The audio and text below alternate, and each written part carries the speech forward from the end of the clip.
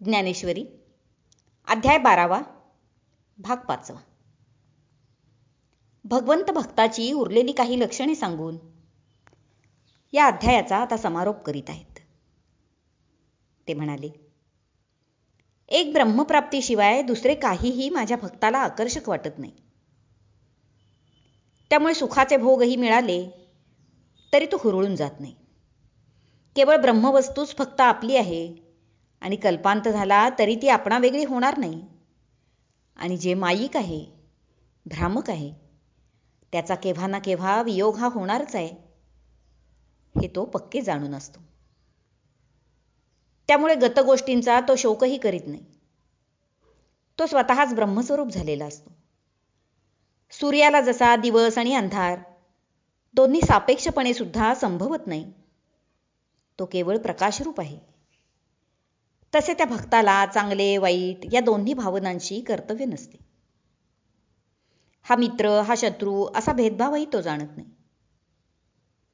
स्वतःची जोपासना करणाऱ्या माळ्याला आणि कुऱ्हाडीचे घाव घालून तोडणाऱ्याला, वृक्ष जसा सावलीच देतो किंवा ऊस जसा शेतकऱ्याला तेवढा गोड आणि चरकात घालून पिळणाऱ्याला कडू असा होत नाही, तसा तो भक्त शत्रू, मित्र, मान, अपमान सर्व ठिकाणी समबुद्धीने वागतो.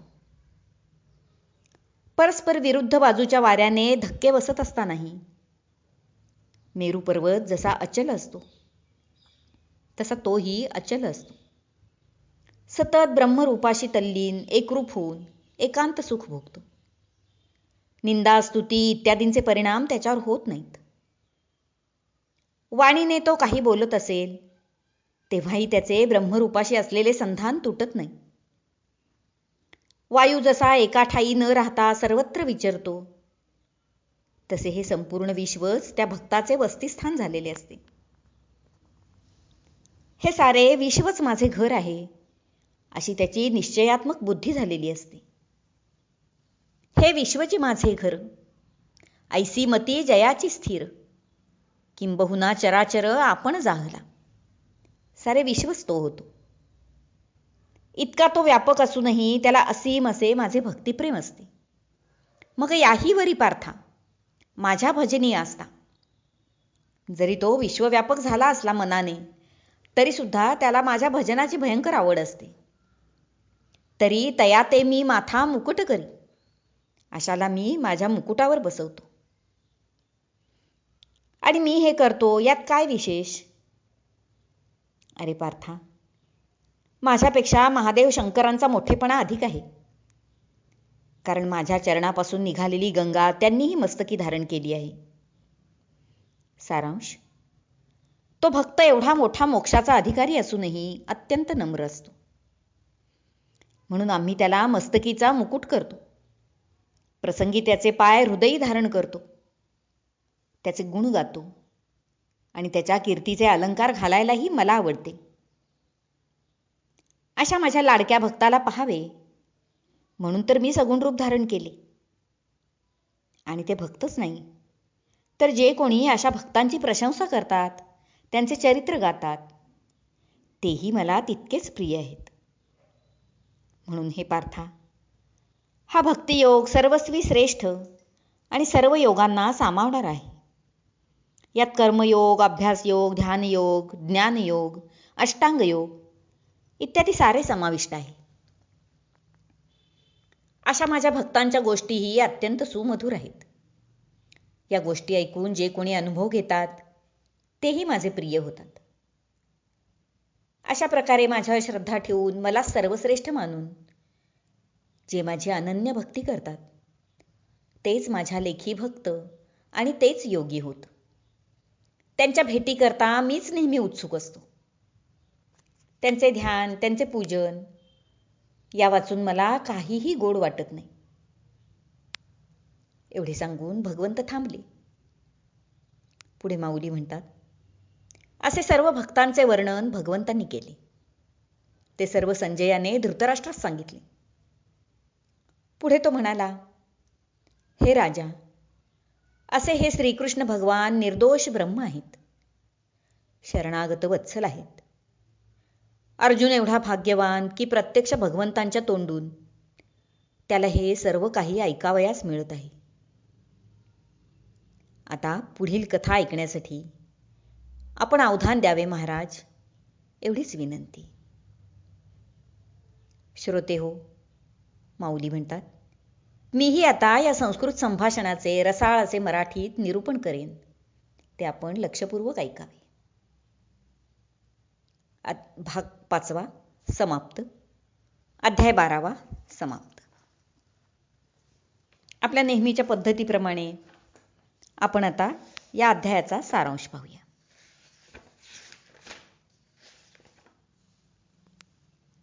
मागच्या अध्यायात भगवंतांनी जे व्यापक विश्वरूप दाखवले त्यापेक्षा सगुण रूपच सोपे सोयीचे असे अर्जुनाला वाटले. पण व्यापक विश्वरूपच महत्वाचे असे भगवंत ठामपणे म्हणाले आणि भक्ती व भक्ताचे महत्वही त्यांनी प्रतिपादन केले.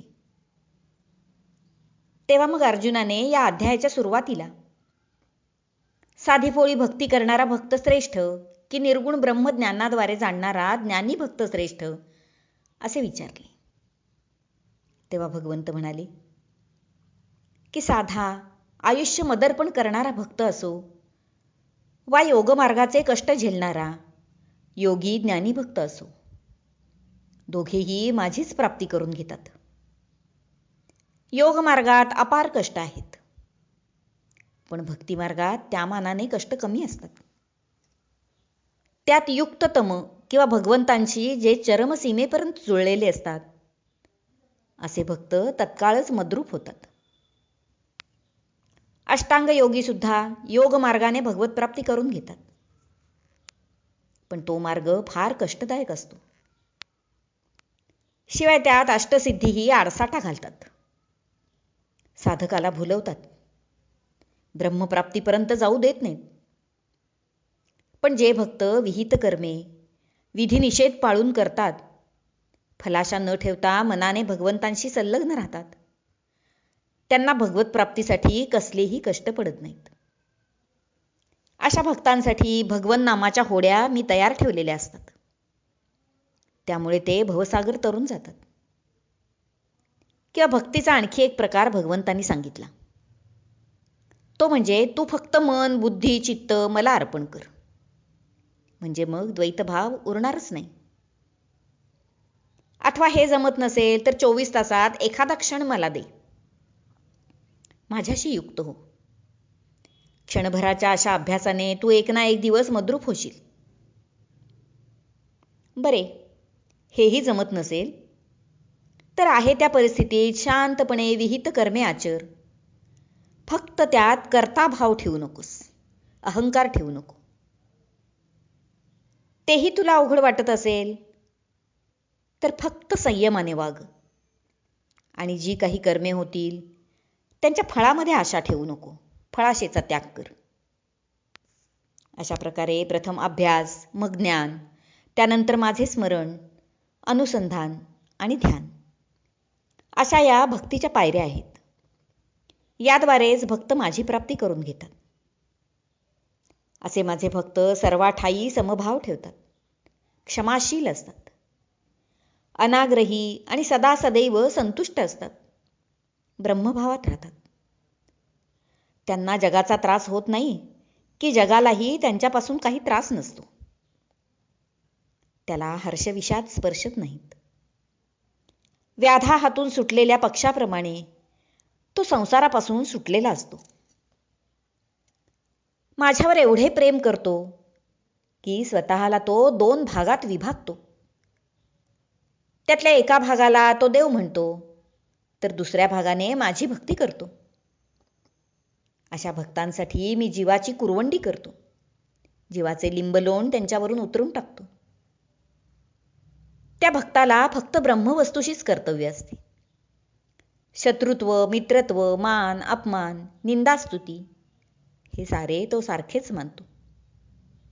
तो कार्यरत असतानाही ब्रह्मभावात असतो आणि शांत असला तरीही ब्रह्मभावातच असतो.